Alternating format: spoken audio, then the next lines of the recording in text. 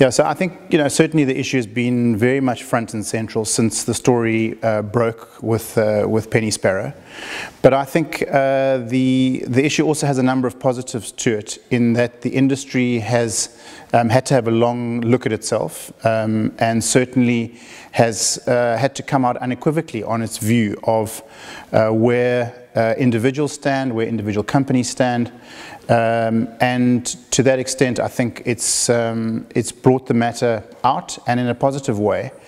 I think that to label all estate agents as racist is clearly not correct, and I think companies like ourselves have come out unequivocally, indicating that we won't tolerate racism, we won't tolerate discrimination of any kind, and we're prepared to nail our colours to that mast.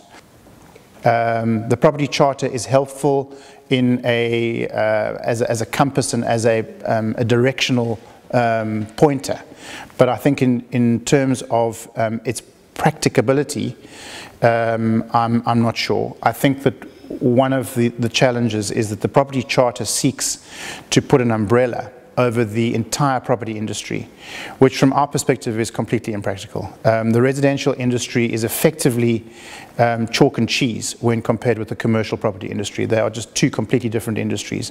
And so what is applicable to the commercial property industry, and in particular the asset management of that commercial property industry, is so far away from a single residential agent who may operate his or her own business, that the relevance is questionable. And so with the benefit of hindsight, I think that there should have been different charters. There should be a residential property industry charter. And unfortunately, I think what we've ended up with is a compromise. There's a compromise between what is, I think, suitable for the commercial industry and its particular characteristics, and then from a residential perspective, what is suitable for the residential industry.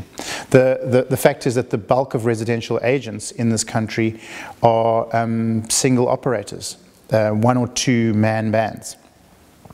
And to expect them to be 50% empowered is clearly just not practical. The bottom line is that the industry has to transform. Transformation has been slow, and from our perspective, we'd like to be the leaders in transformation. So we are looking to transform at every level of our business, and unashamedly, when there is an opportunity to place a transformation candidate in a position, we are proceeding with that strategy, with a view to trying as quickly as possible to have a normalized business from a transformation perspective.